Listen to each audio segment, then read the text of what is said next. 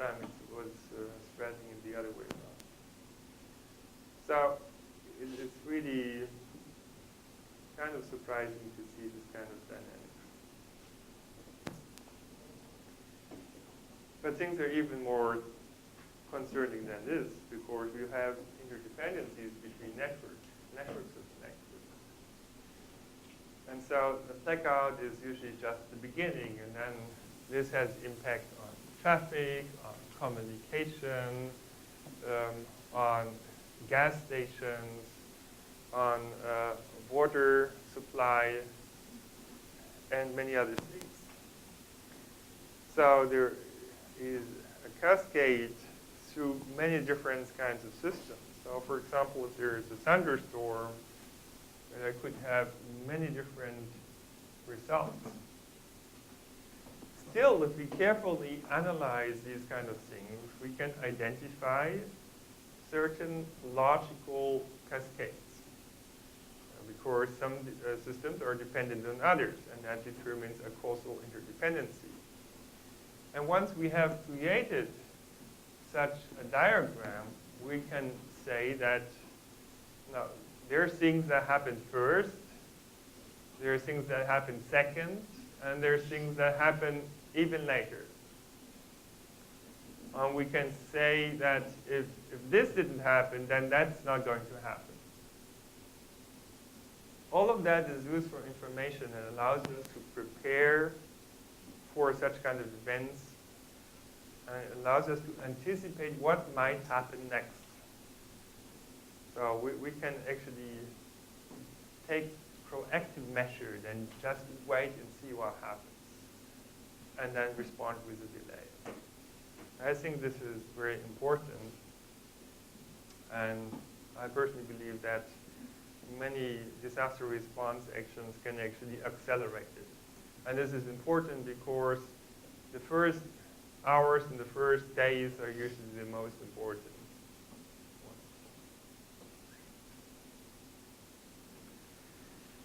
It's interesting to look into this risk interconnection map that the World Economic Forum produces every year.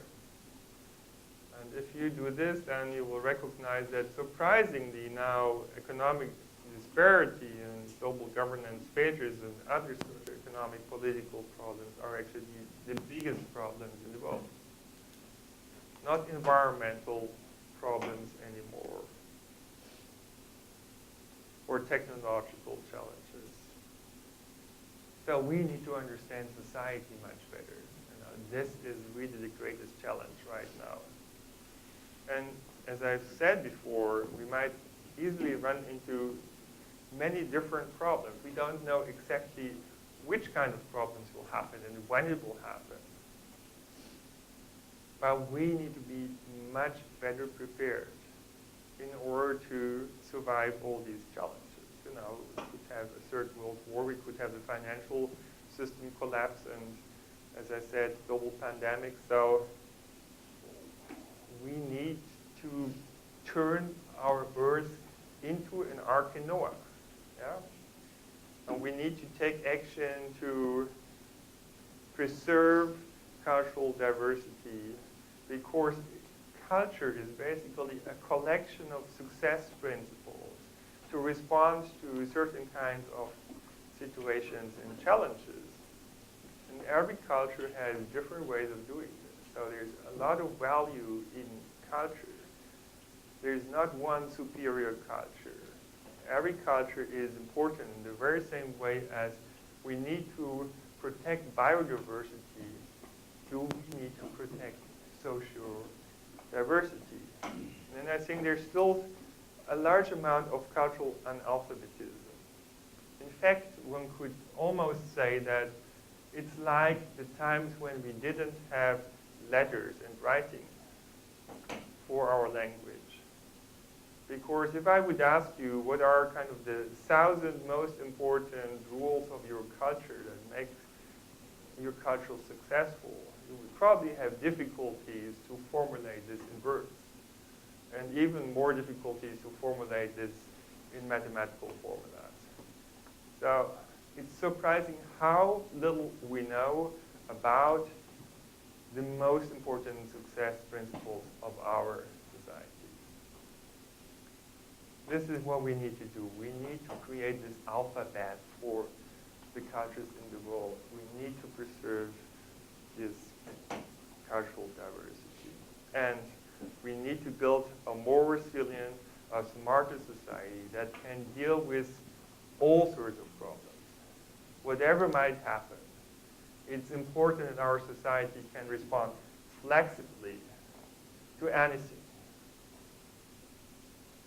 And there are a number of principles that we know matter for resilience. So we can apply them to build a smarter or more resilient society. And one of these things, and coming back to the Gordian knot that I showed in the beginning, is we need to cut it. Yeah? And it took nobody less than Alexander the Great to do this. So why cut? Because in a complex global system, I think what helps to protect parts of the system is modularity. I think that's something that we haven't paid enough attention to. In fact, there are a number of drivers that steadily increase systemic risk, such as we're reducing redundancies because redundancy is costly. We network systems more and more.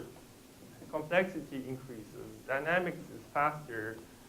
And there's also a high pace of innovation, and we don't know beforehand in many cases whether that's going to produce problems or solutions, or both. But we know that systemic resilience can be increased by a number of mechanisms, such as backup strategies, redundancies, reserves, and alternatives. And one thing that I'm really surprised about is that we just have one financial system, or I didn't notice something. So why do we have just one financial system and no backup for this?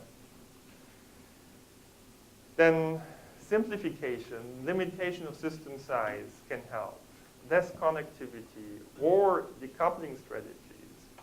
Diversity, again, very important.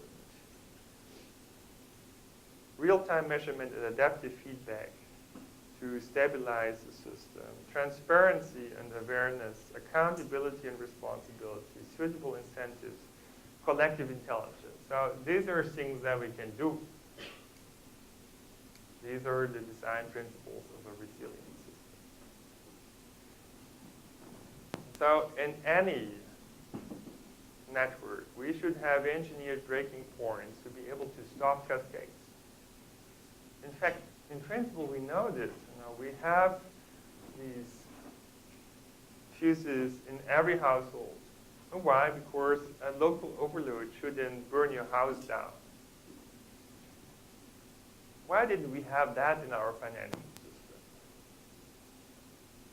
So I think what's needed is that economists sit down together with engineers, and maybe also natural scientists and complexity scientists in particular, to figure out how this financial architecture would need to look like.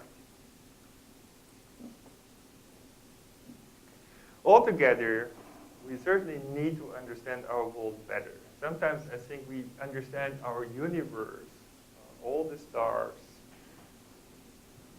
We understand that better than our own planet and what's happening on the planet. And so the question is it a lost battle against all this complexity, against all this sudden change? Well, maybe not. We need to think differently about systems. We've learned, for example, to control forces of nature, many of them.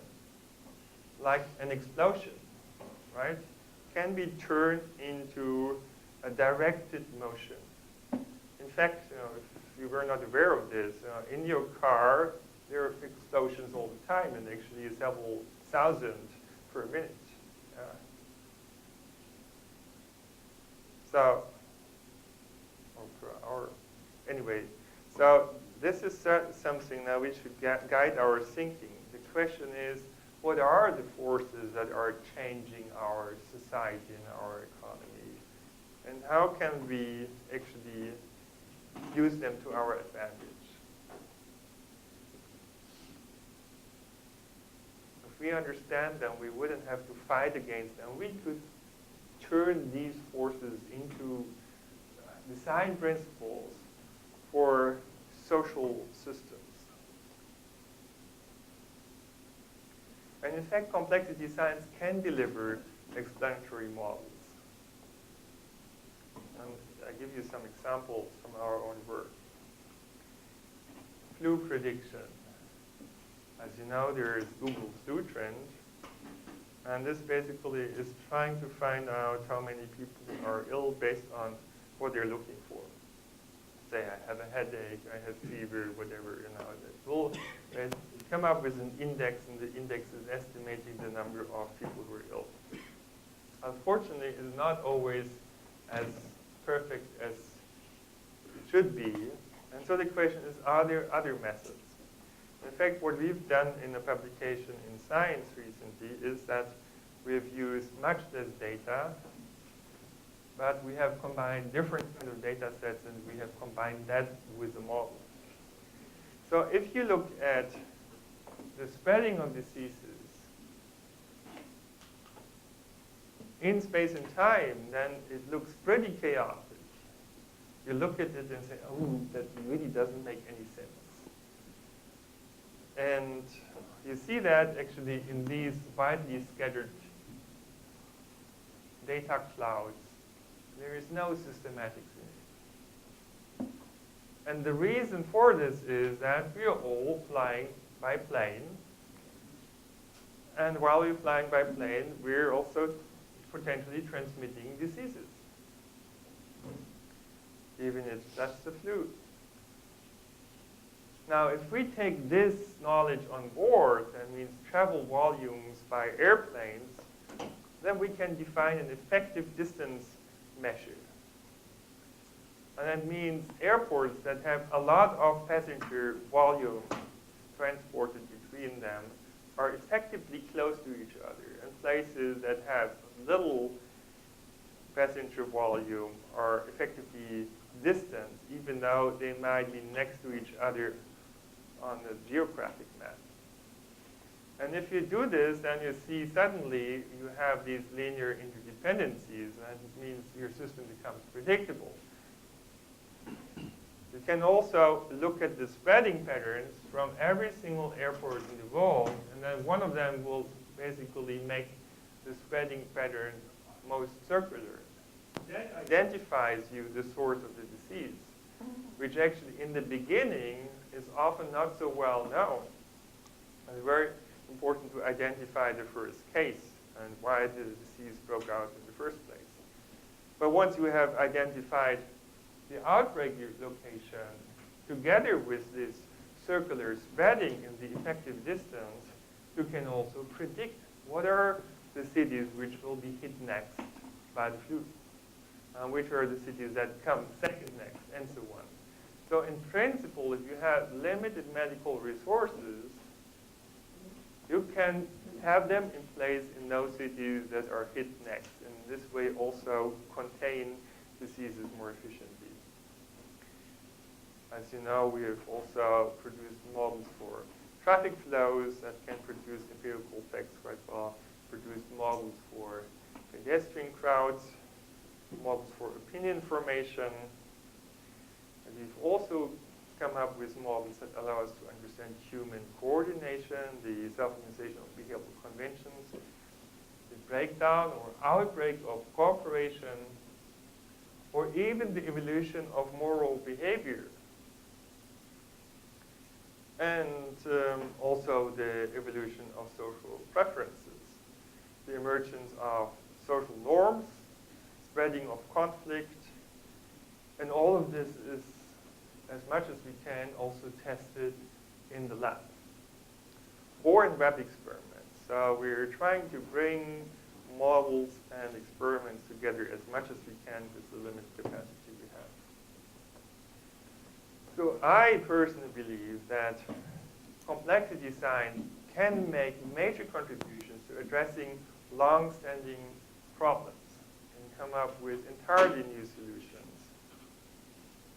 But that means to go away from our current organization, to a certain extent at least, which is more or less like an instruction manual. We have thousands or tens of thousands of laws. I think there's nobody on earth who can really know all these. And we know that this is producing even more complicated situations. So many managers and politicians too are complaining about over-regulation. And so the question is, would there be a better, a more efficient way of organizing systems? And the answer is, yes, maybe we can have some systems that themselves self-organize.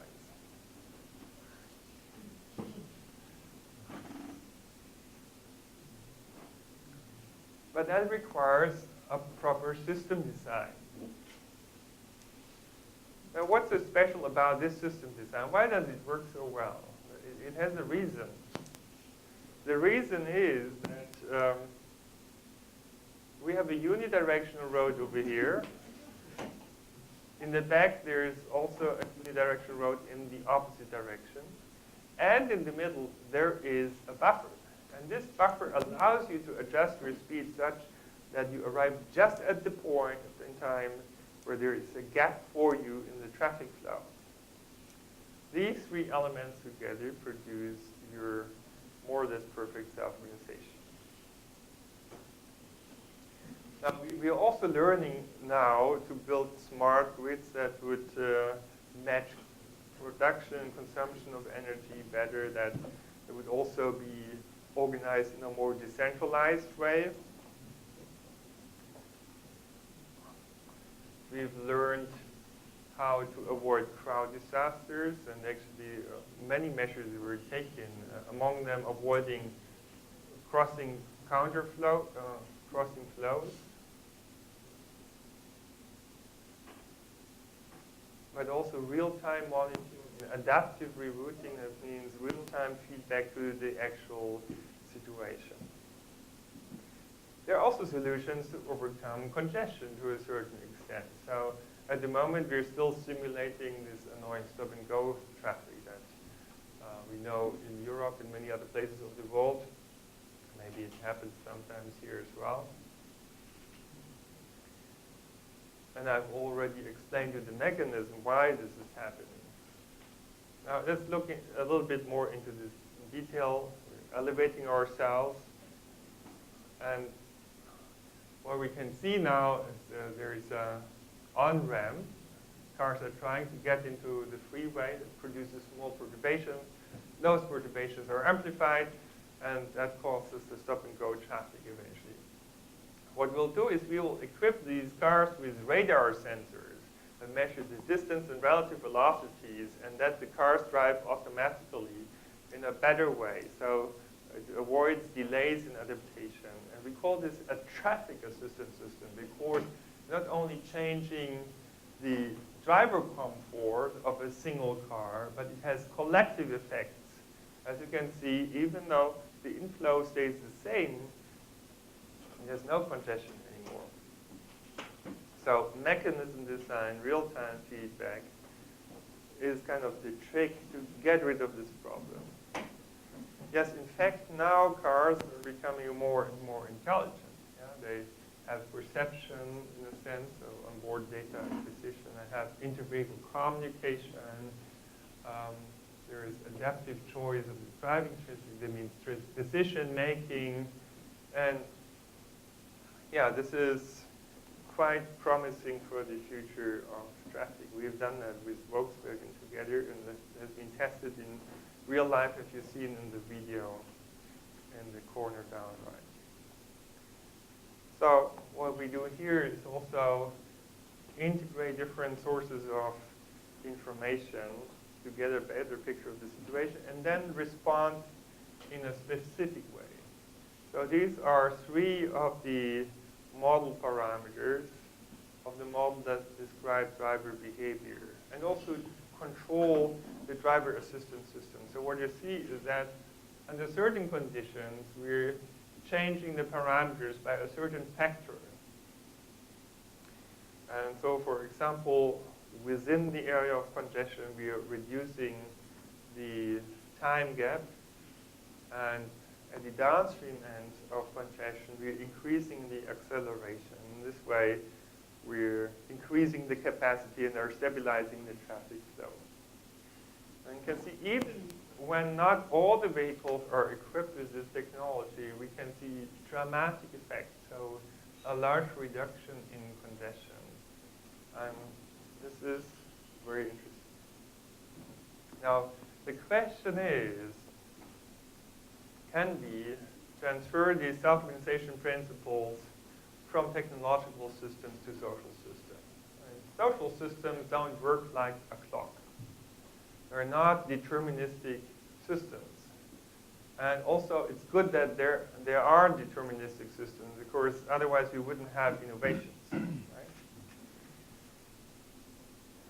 So there's some problems that I haven't addressed so far in my talk, which is environmental exploitation or overfishing or environmental pollution. These problems are known as social dilemma situations. In these situations, it would be good if everyone would be cooperative. It would be good for everyone. But if everyone else is cooperative and you aren't, there are additional advantages for you. And in the very same way as free traffic flow in the circle was the desirable state but unstable, and therefore we ended up with congestion, is cooperation unstable in these social dilemma situations. Of course, there is a temptation not to cooperate. And the more people don't cooperate, the less likely is that other people will still cooperate. And that leads you into a tragedy of the commons where nobody or very few people will still cooperate. And that's bad for everyone. In fact, these kind of cooperation problems exist since the earliest days of humanity. So, for example, you could hunt a rabbit alone, or you could hunt a stag, but you would have to cooperate. Or the public goods game, either everyone makes a contribution or some people don't. So these are really old problems. And you could say, you can tell history in two ways. The one way of telling history is a series of wars and heroes and losers. And the other way is you look into the cultural achievements that created social order. This is the key challenge. And of course, we are starting here from the social dilemma, such as the prisoner's dilemma. We need to turn this into another kind of game that would allow cooperation to happen. And there are a number of different approaches. So there are centralized institutions that can maintain cooperation, and it's kind of a powerful state that would basically enforce it. Or genetic favoritism, as evolutionary biologists would call it. So basically, if you're related genetically with somebody, there's a biological incentive basically to give an advantage. Or police, or courts. These are kind of the centralized institutions basically that try to enforce cooperation, and also special kinds of taxes too. But interestingly, besides these state institutions, there are also other institutions that are decentralized. And some of them have become famous in the context of religions. So important are they. So, as you may know from the Old Testament, there is this saying, eye for eye and tooth for tooth, right? So you pay back, you retaliate. This is basically one of the oldest peer-to-peer mechanisms to establish social order and cooperation. But we know it has unwanted side effects, right? For example, blood revenge, and that could cascade and never stop. Peer punishment is something that we find in social norms, and in fact, it can be shown to be quite effective. So, in a social dilemma game, usually the cooperation would eventually go down, as Amster and others have measured. This is an experiment that followed this up. And if you allow for two systems, one system that doesn't allow people to punish a non-cooperative behavior, and an institution where a system where you can punish non-cooperative people, people would move from the non-punishing system to the punishing system because only then they can establish cooperation. Then there is the mechanism of direct reciprocity and basically friendship. But too much friendship also has side effects like corruption. So maybe there are even better mechanisms. And in fact, we now see indirect reciprocity spread through reputation systems. And these reputation systems are actually good for both sides. Customers would get a better service. The sellers would be able to sell their services at a higher price if they have a good reputation. But again, there is a side effect that if we have this personalized recommender system, we might end up living in filter bubbles, right? And so, in particular, we need to make sure that diversity is maintained. Of course, if you all buy the same music and go to the same movie, this is probably not so good altogether. Now, it's interesting to look, of course, into the competition of different kinds of mechanisms. In particular, is punishment the best mechanism or not?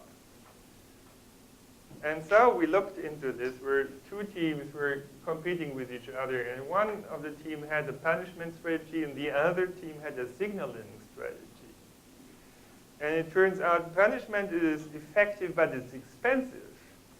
And altogether, the signaling strategy, and one particular case, so-called altruistic signaling, is even more efficient. So all of this is about coordination, in fact. If you have a mechanism that allows people to coordinate, that in itself might be enough to establish cooperation. And here's one more mechanism, which is really exciting, which is if you match people who are more cooperative with other people who are more cooperative, and people who are less cooperative with other people who are less cooperative, this is producing a trend towards more cooperation. That means then you just have to get above this level of cooperation here, and the system will automatically be driven to a highly cooperative system. So this is an extremely promising new development, and then we did some experiments to check this prediction, and we were surprised that in reality things are even better than the rational choice models would predict, because not only is high meritocracy producing high contributions and high levels of cooperation, but it's also overcoming the trade-off between efficiency and equality, as you can see over here, because not only the payoff is best in the highly meritocratic system, but also the unfairness or inequality is actually lowest. So this is really very interesting, and with all these mechanisms, we have mechanisms at hand to support cooperation in social systems. So we can design social order, in a sense, in a social system if we have just the mechanisms in place. So here one more important thing. What we have done is we looked into this idea that's still widespread in economics, that people would be selfish. They're just perfect, more or less perfect optimizers of their own interests. And in order to check this hypothesis of the Homo economicus, we did an evolutionary simulation with really harsh biological competition. And here the agents decide according to a best response rule. It means they optimize the utility function given the behaviors of the interaction partners. Now, importantly, the utility function considers not only the own payoff, but gives a certain weight to the payoff of their interaction partners. And this weight is called the friendliness. Most importantly, however, we set this friendliness to 0 in the beginning. Yeah? I mean, everyone is unfriendly. Everyone is selfish. Very bad rules in the beginning. But the friendliness trait is then inherited to offspring, to children, and the likelihood to have an offspring increases with the payoff. Not the utility function. Yeah? Only what you actually get determines the number of your children. So the payoff is assumed to be 0 if everyone is unfriendly to you and exploits you. That means you won't have any children if you're cooperative and nobody else is. And finally, friendliness is inherited as in biology. So children tend to have the same value of friendliness, but there's a mutation rate too. And now the question is, what happens in such a system? Well, as you expect, for most parameter combinations, you end up with the Homo economicus. But most importantly, there is an area where we find a Homo socialis, that means other regarding decision makers that are friendly. And this happens when children are grown up next to their parents, as humans do it usually. This is highly important because it allows to increase the payoff and overcome the tragedy of the commons. Basically, the point is that if I'm friendly to you and you're friendly to others, then others are likely to be friendly to me, and it's good for all of us.